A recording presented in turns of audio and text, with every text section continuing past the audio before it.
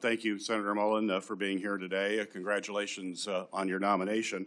And I certainly appreciate your willingness to meet with me as well as my staff as we consider your nomination to serve as Secretary of the Department of Homeland Security.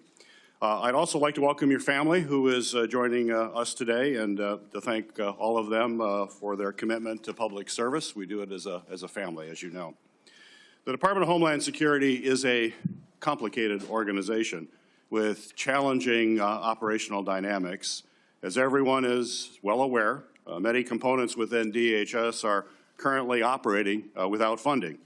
But let's be clear, Democrats are committed to funding TSA, FEMA, the Cybersecurity and Infrastructure Security Agency, and the Coast Guard while we negotiate much-needed ICE reforms. We tried to pass those bills by unanimous consent multiple times over the past 2 weeks. Unfortunately, Republicans have blocked those bills each and every time. Yesterday, the White House sent a letter laying out their latest offer, but the devil is always in the details. Administrative action is not enough. We need to pass real reforms into law. If Republicans really do agree with us that TSA and other personnel need to be paid, then they should join us and pass the bills to pay them today. We can do that while we continue to negotiate needed ICE reforms. But let me be clear, these are very straightforward reforms that we're asking for. We just want ICE to follow the same rules that our local police and our local communities follow every day. But DHS has faced management challenges since the start of the Trump administration, and over the past year, many of those challenges have unfortunately only increased. As soon as President Trump was sworn in, he made deep cuts to counterterrorism offices and programs, forced out or reassigned key personnel, and redirected the focus of limited remaining counterterrorism resources away from the serious threats that we face and towards targeting the president's perceived political enemies. The administration has also gutted our nation's main cybersecurity agency, once again forcing out or reassigning highly talented personnel, slashing budgets, and limiting the agency's work to help private companies address significant cyber attacks and protect Americans from criminal hackers and support secure elections. The administration has also taken an axe to FEMA, cutting staff and freezing or delaying critical grant funding for everything from emergency food and shelter after a disaster to flood mitigation programs and security grants to nonprofits, including houses of worship. All these cuts and reassignments have been made at the expense of vital missions, including the core terrorism prevention and response mission the department was created to address. In doing so, the Trump administration has broken trust between law enforcement and the communities they are intended to protect, a break that will have a generational impact on public safety and security. And now, after President Trump's reckless war of choice against Iran, the threats to our nation have never been higher.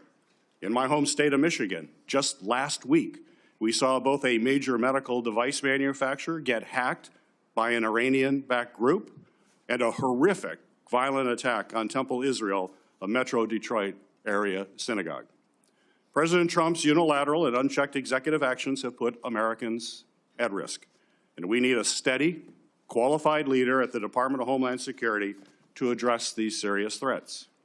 How the Homeland Security Secretary responds to a crisis sends signals to everyone, from the department's own personnel to the American people and to the entire world.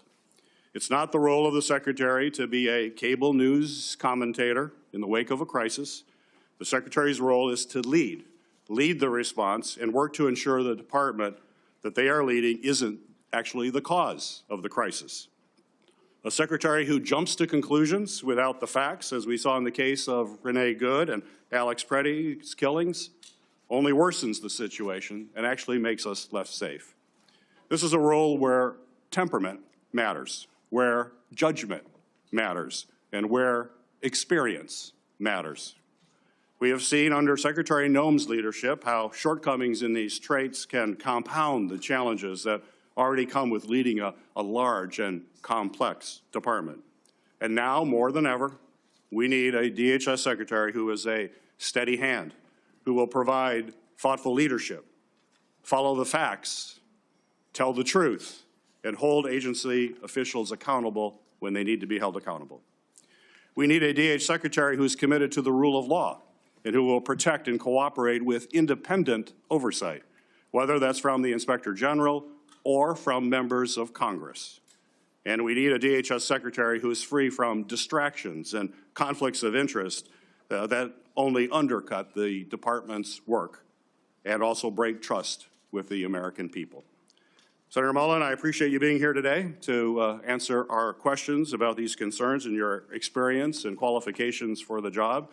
And while I'm interested in hearing more about your vision for leading the department, I do have reservations about your readiness to take on such a significant role at such a critical time. I hope you will provide us with the substantive answers today and a candid recognition of where this administration has fallen short on safeguarding our homeland security as you seek to lead the department as our nation faces ongoing security threats and war with Iran. Support journalism you trust. Support PBS News. Donate now, or even better, start a monthly contribution today.